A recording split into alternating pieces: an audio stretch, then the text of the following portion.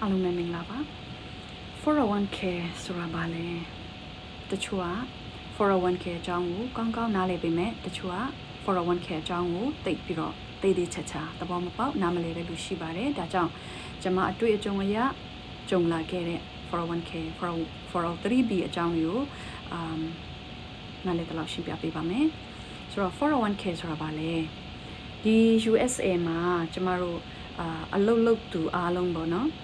အထူးသဖြင့် company အကြီးတွေမှာဒီဝန်ထမ်း90တရားအထက်တွေရှိတဲ့ company တွေမှာအလုပ်လုပ်သူအားလုံးက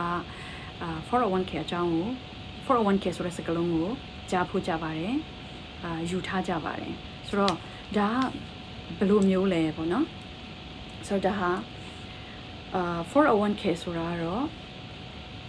ကျမတို့ရဲ့ကိုယ်လုပ်အားခထဲကနေပြီးတော့ကိုကပတ်စံပြန်စုရတဲ့အရာဖြစ်ပါတယ်ပြီးရင်ဒီကိုစုတဲ့ပုံမှာမူတည်ပြီးတော့ company က match လုပ်ပေးတာပေါ့နော်ဆိုတော့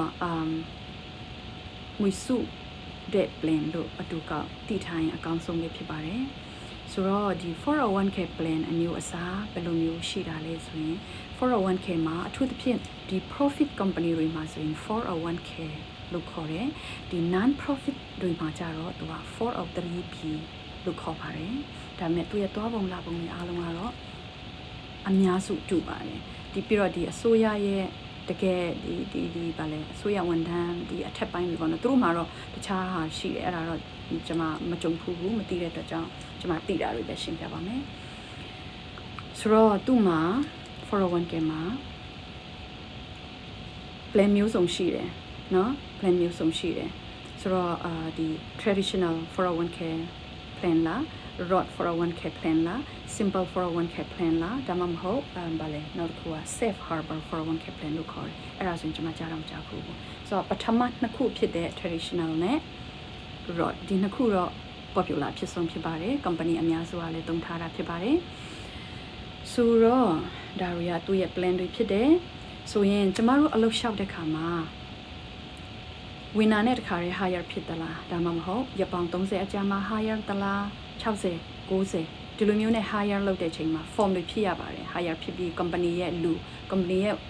ဟိုဗာလဲသူ့ရဲ့ဝန်ထမ်းဖြစ်သွားပြီဆိုရင်form တွေဖြည့်တယ် form များဆို form များဖြည့်တဲ့ထဲကနေပြီးတော့ဒီ 401k ဟာလည်းပဲ form တစ်ခုအပါဝင်ဖြစ်တယ်သူကဖြည့်ခိုင်းပါလိမ့်မယ် HR team ကပေါ့နော်သူတို့ဖြည့်ခိုင်းတဲ့ခါမှာကိုကဒီ 401k plan ကပါလဲမင်းပြီးရင်သူတို့ company ကဒီ 401k ကိုကျမတို့စုထားတဲ့ငွေကိုသူကဘယ်အရာမှာ invest လုပ်တယ်လဲဆိုတာအရေးကြီးပါတယ်ဒါက company ကလူတွေပဲသိတယ်ကျမတော့ဒီgeneral information ပဲပေးနိုင်တာဖြစ်တယ်เนาะဆိုတော့ကျွန်မပြောချင်တာကတော့ကို form ဖြည့်တဲ့ခါမှာတိတ်တိတ်ချာချာလေးမေးလို့ရပါတယ်မေးပါမြန်ပါ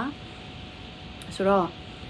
ကိုယ့်ရဲ့ရွေးချယ်မှုဝန်ထမ်းရဲ့ရွေးချယ်မှုနဲ့ကိုက 6% စုချင်တယ်ကိုယ့်ရဲ့ paycheck ကနေပေါ့နော်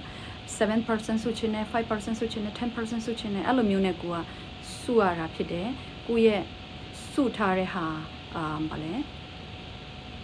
စောပြောတယ်လို့ကိုကtraditional 401k plan မှာဆိုရင်သူကအရေးကြီးတယ်เนาะဒါဒီ plan ရွေးချယ်မှုမှာအရင်အရေးကြီးတယ် traditional 401k plan မှာရှိနေမယ်ဆိုရင်သူက tax မဖြတ်ခင်ကလေးကသူကငွေစုတဲ့ 401k ထဲပါယူလိုက်တာဖြစ်တဲ့အတွက်ကြောင့် tax 401k ထုတ်တဲ့ခါမှာ withdraw လုပ်တဲ့ချိန်မှာကိုကအလုံးအရင်နဲ့ tax ပြန်ပေးရပါတယ်